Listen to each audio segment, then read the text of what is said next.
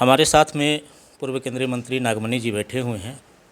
एक नई राजनीति की शुरुआत इन्होंने की है। अभी तक हम लोग ने माई समीकरण को जाना है, लेकिन आज इनके मुंह से एमके समीकरण यानी कि मुस्लिम और कोयरी समीकरण की बात कही जा रही है।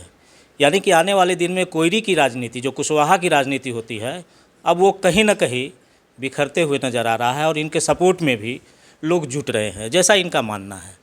मैं पूरे विस्तार से ये जानने की कोशिश करूंगा नागमणि जी से कि आप कृपया ये बताने का कष्ट करेंगे कि कैसे आप जो एमके समीकरण स्टार्ट करने जा रहे हैं, एमके समीकरण से बिहार की राजनीति को बदलने की कोशिश कर रहे हैं, दशा और दिशा तैयार करने की कोशिश कर रहे हैं, क्या आपका एजेंडा है आगे? देखिए, बिहार में वही समाज आगे बढ़ा जिस समाज से मुख्यमंत्री बना है। और बिहार में कोयरी समाज 10-12% जनसंख्या है, लेकिन अभी तक कोयरी समाज से मुख्यमंत्री नहीं बना है।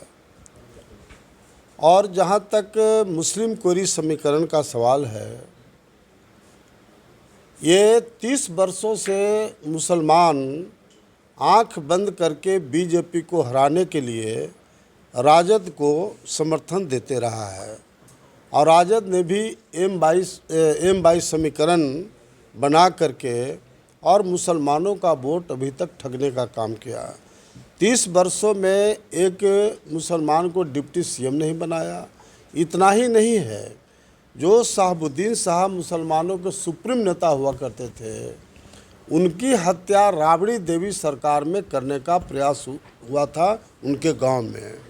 और हद इस बात का हो गया कि शहाबुद्दीन साहब जो आरजेडी के सबसे बड़े नेता मुसलमानों के थे, उनके अपील पर मास बिहार का मुसलमान वोट करता था।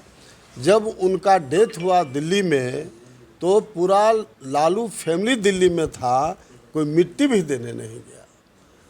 अब इससे भी ज़्यादा खतरनाक बात मुसलमानों के साथ हुआ कि सीए एनआरसी का जो आंदोलन चला, सीए एनआरसी में मुसलमानों को देश से निकालने की साजिश किया गया। जिस मुसलमान के बल पर आरजेडी सत्ता में थी, आज भी पार्टी का जो संगठन मजबूत है, उसके पीछे मुसलमान है। लेकिन सीए एनआरसी का जो धरना प्रदर्शन हुआ, लालू यादव जी जेल में थे, लेकिन तेजस्वी यादव जी ऑलरेडी बाहर थे। एक जगह भी मुसलमानों का साथ नहीं दिया। उससे ज़्यादा मुसलमानों के लिए आरजेडी गंदा रोल नहीं कर सकता था। इसलिए पूरे बिहार के मुसलमान बिल्कुल माइंड मेकअप कर लिए हैं कि मुसलमान आरजेडी को वोट नहीं करेगा। पिछले 3-4 महीना पहले गोपालगंज में उपचुनाव हुआ, एक भी मुसलमानों ने वहाँ वोट आरजेडी को नहीं दिया। वहाँ आरजेडी बुरी तरह से हारा। गोपालगंज में 60,000 मुसलमान का जनसंख्या था, लेकिन लालू यादव आरजेडी ने वहाँ एक बैस समाज जो आरएसएस का कैडर था, उसको पैसा लेके उसको टिकट दे दिया गया। उसी तरह से कुढ़नी में 50,000 मुसलमान का जनसंख्या था, वहाँ भी मुसलमान को टिकट न दे करके और आरएसएस का एक जो बैस समाज का था, उसको लोगों ने टिकट दे दिया। तो पूरे बिहार का मुसलमान का बच्चा राजद से अब नफरत कर रहा है।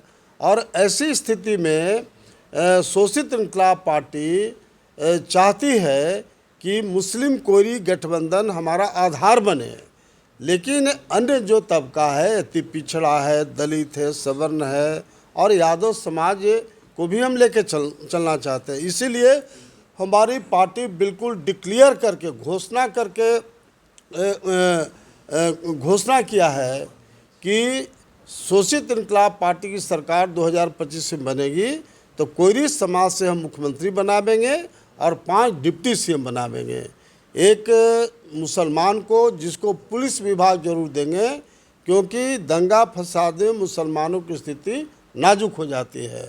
उसी तरह से एक अति पिछड़ा, एक दलित, एक सवर्ण और एक यादव समाज से भी उप मुख्यमंत्री बनावेंगे, ताकि यही 6 तरह का समाज है बिहार में मेजर, और हम सब समाज को लेके चलना चाहते हैं, किसी को छोड़ के नहीं चलना चाहते हैं। इसीलिए मेरा प्रायोरिटी यह है कि सबसे ज़्यादा नेग्लेक्टेड कौम मेजर मुसलमान और कुशवाहा है, इसलिए एट एनी कॉस्ट उसको हम प्रायोरिटी देंगे।